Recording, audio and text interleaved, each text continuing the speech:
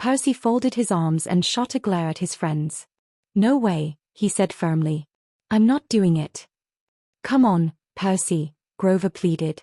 "Connor, Travis, and I are all doing it. You have to join us." "Yeah," Connor added. "You already promised you'd be part of our Halloween group." We all agreed to match. "That was before I knew what the theme was," Percy argued. Travis sighed dramatically. "I didn't want to bring this up, but you still owe me for taking the blame after that little incident at the community fair." Percy's face instantly changed from annoyance to horror. "You mean the fire?" "Exactly." After a long pause, Percy groaned. "Fine. I'll do it." The other boys erupted into cheers. "Excellent," Grover said. "Now we draw costumes." He held up a hat filled with folded slips of paper. "Each slip matches one costume bag. Pick your fate." "What are the choices again?" Percy asked suspiciously. "Secretary, nurse, maid," Connor counted. "And if you're really unlucky," Travis said with a grin, "bimbo." Percy immediately crossed his fingers. "Please not me. Please not me." One by one they drew. "Secretary," Connor announced. "Maid," said Grover. Percy felt his stomach sink. That meant only two options remained. Slowly, he unfolded his paper. His eyes widened. "Oh, you've got to be kidding me." The others burst out laughing. "Looks like I'm the nurse," Travis said. Percy stared at his slip. "Bimbo." "Of course." Still grumbling, he grabbed his costume bag and peeked inside. Pink heels. A blonde wig. A tiny denim skirt. An impossibly tight pink top.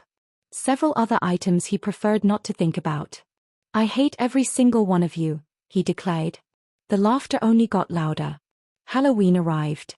The boys gathered at Grover's house to get ready. "Percy goes first," Travis announced, barely containing his amusement. Percy smacked Travis with the costume bag on his way past. A while later, the bathroom door opened. The room fell silent. Percy stepped out. Everyone stared. "Well," Connor finally said. "That actually works." Percy rolled his eyes. "Don't." But even he had to admit the disguise was surprisingly convincing. Grover pointed toward a chair. "Sit down and start practicing your girl voice." "This is the worst day of my life."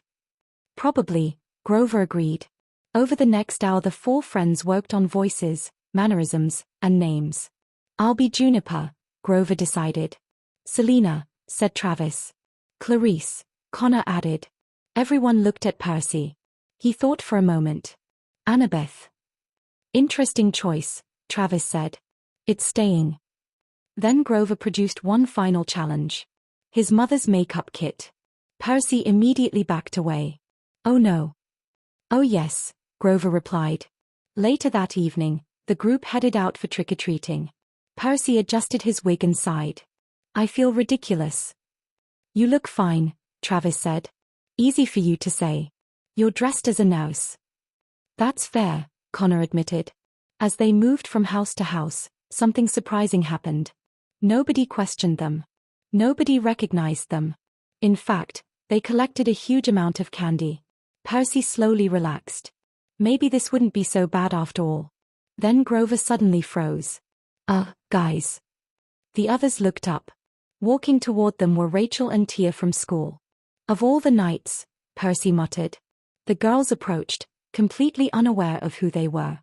"Hey," Tia called. "Love the costumes." "Thanks," Grover answered in his practiced voice. "Get anything good?" Rachel asked. Percy checked his candy bag. Hershey bar, sour Skittles, Starbursts, and a king-size Kit Kat. Rachel's eyes widened. "Seriously? We need to start following your route." The boys exchanged relieved glances. For now, their secret was safe. Rachel and Tia stared at Percy's overflowing candy bag in disbelief. "That's insane," Rachel exclaimed. "How did you get that much candy?" "Seriously," Tia agreed. "Mind if we tag along with you girls?" The word girls nearly made Travis choke. "Girls," he repeated nervously. "Why would you call us?" Before he could finish, Grover stepped on his foot. "Oh. She's a little weird," Grover said quickly, forcing a smile. Of course you can come with us. Percy shot Grover a look that clearly said, "Are you out of your mind?" Unfortunately, the invitation had already been accepted. "This is going to be fun," Rachel said excitedly. The two girls joined the group, and together they headed down the street in search of more candy. Behind them, Connor and Percy took turns lightly smacking Travis on the arm for almost exposing them.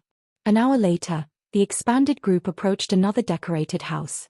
They rang the doorbell and waited. The door opened. "Trick or treat," everyone shouted. Percy froze.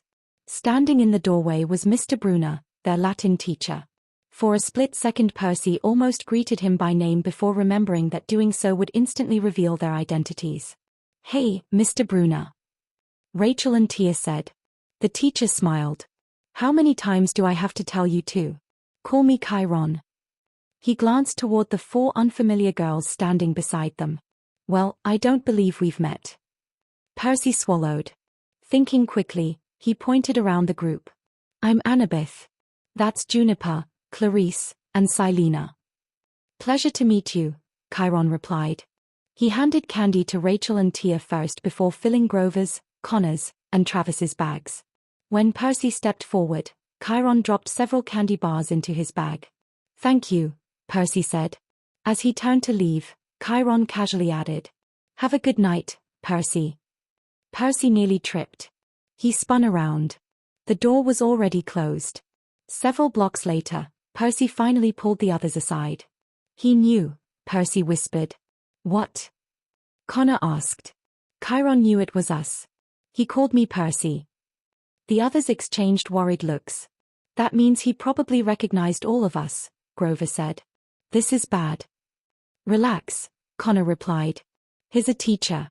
Teachers don't usually spread embarrassing stories about students." "Maybe," Grover muttered. "Unlike some people." "We heard that." The boys jumped. Rachel and Tia were standing a few feet away with amused smiles. A sinking feeling settled in Percy's stomach. "How long have you known?" he asked. Rachel laughed. "Not immediately. At first we honestly thought you were just random girls," Tia admitted. "But something looked familiar. Eventually it clicked," Rachel continued. "Then she figured out who you were." Tia pointed at them one by one. "Percy, Grover, Connor, Travis." The boys nodded miserably. Tia looked directly at Percy. "So what exactly did you lose to end up wearing that outfit?" The others burst out laughing. "I didn't lose a bet," Percy groaned. "We drew costumes from a hat." "That somehow makes it funnier," Rachel said. Connor folded his arms. "Okay, but you're not telling anyone, right?" The four boys stared at the girls expectantly. Tia raised her hands. "Relax. Your secret's safe." "Definitely," Rachel agreed. "We're not going to tell anyone." The boys collectively sighed in relief. Rachel grinned. "Good. Now come on, girls. There are still houses left." The group dissolved into laughter and continued down the street. By 10 o'clock, everyone was exhausted. Their bags were stuffed with candy, and their feet hurt from walking all evening. The group gathered outside Grover's house one last time. "Well," Tia said, "that was surprisingly fun." "You can say that again, girlfriend," Travis replied dramatically. Everyone immediately burst into laughter. Rachel laughed so hard she had to lean against a nearby fence. When the laughter finally died down, Percy spoke. "We should probably head inside." "Before you do," Tia said, pulling out a pen, "you should call us sometime." She scribbled her number and Rachel's onto a small piece of paper. Grover accepted it and quickly entered both contacts into his phone. "We should do this again next year," Rachel suggested. Then she smirked. "Maybe next Halloween we'll dress as the guys and you can dress as the girls." The boys instantly brightened. "Deal," Travis said. Rachel's smile vanished. "Wait. That's not what I—" "Too late," Percy interrupted with a grin. The boys all nodded in agreement. Tia groaned. "Nice going, Rachel." As the girls walked away, Percy caught sight of Tia lightly punching Rachel's shoulder while Rachel protested. Still laughing, Percy headed toward Grover's front door. "Next Halloween," he said, shaking his head, "is going to be interesting." The others laughed and followed him inside as the door closed behind them.